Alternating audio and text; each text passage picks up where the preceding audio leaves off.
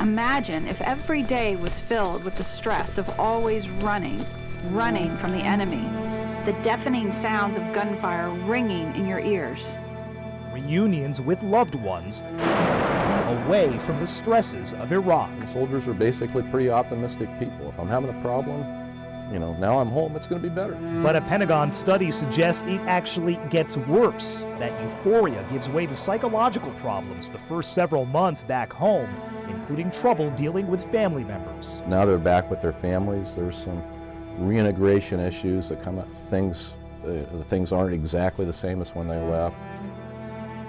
I think that's the biggest challenge when you do reintegrate from deployments is how much has he changed? How much have I changed? Are we going to be able to figure this out again? Because it's inevitable. Somebody has changed. It's been more than a day. Somebody's changed. I think it's hard for Nate to leave as himself, come back as himself, but be needed in a completely different way. Because we've been doing everything separately through a deployment, that we now have to figure out who does what. Or how do we let the other do something without saying, can you do that a different way? Because that's normally how I do it. So here you are, you have a wife and a child, and you're gone all the time.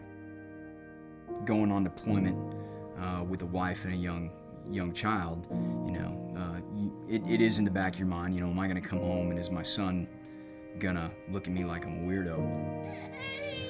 How long is it gonna take him for he and I to have a relationship because I've been gone for the entire first year of his life? What kind of stresses are there gonna be on my wife and I's relationship? Are we gonna be able to reconnect and get back to a level of personal intimacy in every realm? Are we going to be able to reconnect that in a timely manner, or have we completely changed? And the reality is, we have, people change over time. That causes stress that is kind of a current, under calm waters. You live in that extreme of environment for that long, and then you come back and everything's safe. But not in your head, nothing's safe, You didn't talk a lot of work around family, just because it's hard for somebody who's never seen it or never been in it to understand, and that creates a rift. It does, fast forward a few years later and not married anymore, so you tend to grow in different directions. And the more you stayed gone, the harder it was to come back to the house, the harder it was to stay longer. All of these experiences speak to the constant reality of the issues surrounding reintegration that every warrior and family member face when navigating life's journey in the unique context of military life. These feelings are normal responses to very abnormal events that only warriors and their families deal with.